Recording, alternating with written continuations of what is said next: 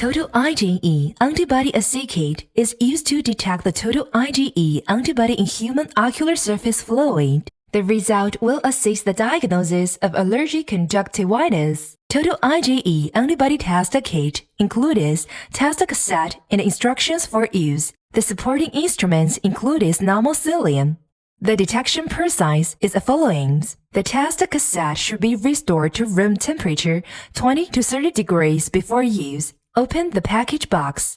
Read the instructions for use carefully before use. Take out the test cassette from the original aluminum foil bag. Prepare test cassette and normal cilium. The subject should keep her face almost parallel to the roof. Pull down the lower eyelid with a finger to expose the lower eyelid fornix.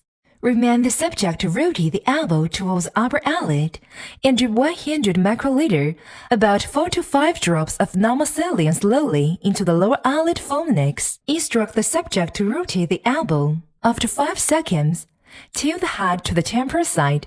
Collect the naturally flowing liquid by using the test cassette close to the subject's outer canthus. After collecting the ocular surface racing fluid, let the test cassette stand at room temperature for 15 minutes. The viral judgment results are as following.